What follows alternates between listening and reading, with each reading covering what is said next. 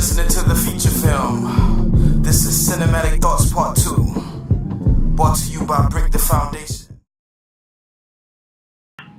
What up, though?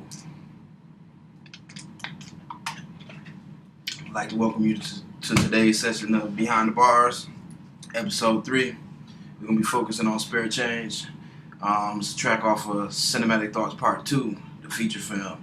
The reason why I named it that is I actually got a lot of features from the city, which was pretty cool, and just playing off the whole Cinematic Thoughts theme. With that said, I'm pretty sure this is a Nino Gray's shirt. Toledo FYE, you know what I'm saying, be about it. That's a shirt we represent today, you know what I'm saying. This shows some local support. Shout out to Nino Gray and the whole Flow Forever Syndicate. You know what? That's what it says. It doesn't say FYE. That's an F, that's a 4, and that's an E. So my bad, Nino. You know what I'm saying? But yeah, that's exactly where this shirt came from. I think we did a thing called the Toledo Music Expo about 3 years ago down at the Erie Street Market. And that's when we exchanged. I gave him an ADD shirt, and he gave me this Flow Forever shirt. But other than that, like I said, we're going to get into this track called Spirit Change. Spirit Change, I say, was written on a studio visit. This was probably like a year ago. Place where I record is called Ape Studios. It's downtown Toledo, Ohio.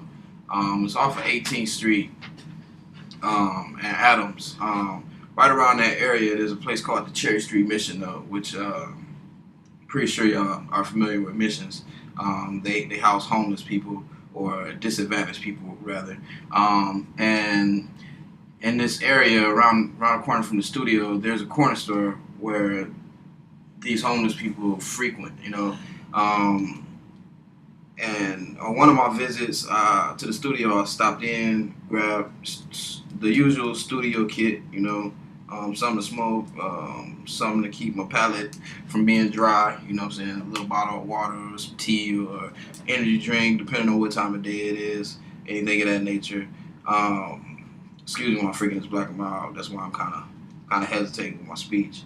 But what happened at this particular incident, there was a homeless guy sitting outside of the store, and just like all the other ones, he was asking me for spare change. And sometimes I give it, sometimes I don't. It all depends on how I feel at the moment, you know what I'm saying? And yeah, sometimes I prejudge the person, and in my mind I'm thinking like, yo, is this person really hungry, or is this person just want his next fix, you know what I'm saying? So those are two of the evils that I fight in my mind every time that I run into a homeless person. But my thing is, on a lighter note, the reason why I do give is, you know what I'm saying, I would want somebody to do the same if I was in that position. You never know what happened in that person's life. A lot of the people that end up homeless in America, which is sad, is a lot of our ex-military soldiers, you know what I'm saying, that's put their lives on the line to keep our country free, you know what I'm saying, to enable us to do what we do now, and not have bombs dropped near our kids' school or anything of that nature. And they come home from these war-torn areas, and there's pretty much no love shown for them. They're treated like criminals just got out of jail, you know what I'm saying? It's hard for them to find a job, you know, basically because they've been mentally conditioned for war, and it's hard for them to adapt back to society. So we just shun them pretty much, you know what I'm saying? And a lot of them just end up on the street, you know. A lot of the families turn their backs on them. But this particular person, I don't know if he was in the military or not. I just kind of went off on a tangent. I guess because I'm ex-military, you know what I'm saying? And I didn't go to war or anything, but pretty sure if I did, then I would have some harsh memories that I would have to fight on a daily. But other than that, we are already 4 minutes into this. I'm going to go ahead and just jump into the song. Alright. So, like I said, it was a guy, but anytime that I'm writing a story, it usually comes from something that I'm creating. So this isn't something that happened between me and him, per se. On the first verse, I used the female version of the character.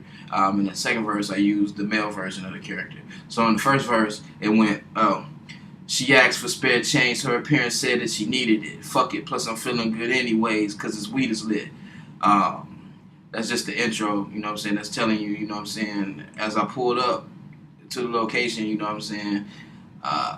The lady was outside, asked for me spare change as soon as I hopped out the car. And the way she appeared, the way she was dressed, clothing was tattered, you know what I'm saying? It looked like she needed it. Plus I was high as hell, you know what I'm saying? So I had that fuck it in my system. I'm like, shit, here you go. You need it more than I do, obviously. So the next thing that followed was that I told her to promise me that she would get something to eat with it. It's 5 in the morning and yeah, I'm still chiefing. Hit the gas station quick, gotta give me something to drink. Then it's back to the mission. Studio session commencing. So yeah, at that point, once I gave her the money, I told her to promise me that she'd get something to eat with it, and not to be wasting on no drugs or anything of that nature. That it was 5 in the morning, you know what I'm saying? Just so happened to be stopping at the gas station to grab something to drink, a little bit to eat. Like I said at the beginning, my little studio pack, you know what I'm saying? Because we're gonna be in there for a couple hours. Anytime I'm in the studio, I like to say I have what's called studio etiquette, and I'm pretty professional when I'm in there. I'm not gonna sit in there and write raps while I'm in the studio. If I book a 5-hour session, best believe we doing like 8 tracks that day. But back to where we was at, you know what I'm saying? After I grabbed my drink and my food, you know what I'm saying? Like I said, it's back to the mission. Reason being because we got a studio session that's about to commence, about to get started. So then it says, these verbal visuals I'm giving, lyrical compositions, smorgasbords I record, different flavors for different feelings. The verbal visuals, you know what I'm saying? Basically, you can see what I'm saying. That's where cinematic thoughts come from. I think I have a talent of being able to express with words strong enough that you can visually see what I'm saying. That's why I said that my lyrical composition, what my lyrics are composed of, is similar to a smorgasbord. At a smorgasbord, it's just all kind of food, you know what I'm saying? That's why I said I record different flavors for different feelings, you know what I'm saying? Everybody that comes to the smorgasbord is not going to want to have shrimp or want to have steak or want to have chicken, you know what I'm saying? And then you got some that's going to want it all. So that's why I said it's a smorgasbord. Then we go play off that a little bit. Since smorgasbord is related to food, we're going to go give you that food for thought. They can't stomach that real shit. They call a neural, my nigga, ain't talking about dialing digits. Food for thought. They can't stomach the real shit, you know what I'm saying? They like that dumbed down music. Bobby Shmurda, hot nigga, you know what I'm saying?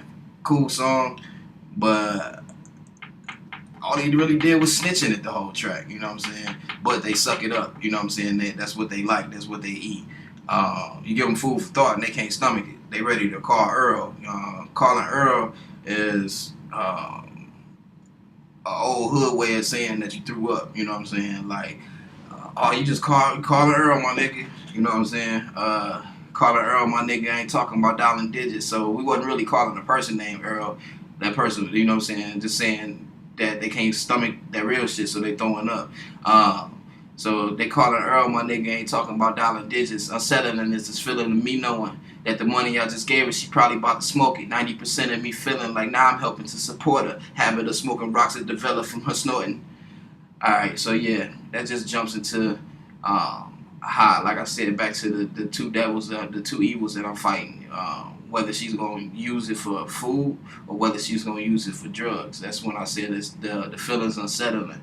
That I'm knowing that the money that I just gave her, she probably going to smoke it, but you know what I'm saying? I don't have 100% assurance that that's going to happen. So that's why I said 90% of me feeling like now I'm helping to support a habit of smoking rocks that developed from her snorting. You know what I'm saying? Like, what happened was, like, she used to just do cocaine, and then sometimes you chase that high and you catch it too quick, you know, or you need to take it to that next level. They always say weed is a gateway drug, but I ain't never did shit else but weed.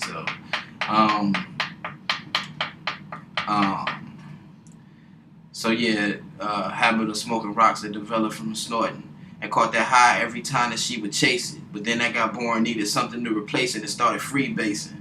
Yeah, that further details what I was just saying. You know what I'm saying? That she caught her high every time she would chase it while she was snorting cocaine. That got boring to her. She needed something to replace it. Started freebasing, smoking the rocks. You know what I'm saying? Smoking the glass pipes. You know, as a cops on cops say. You know what I'm saying? Had a little Brillo. And then since she was freebasing, you know what I'm saying, the next line was one puff, got her high out of mind. Now she looking like a zombie, but used to be so fine.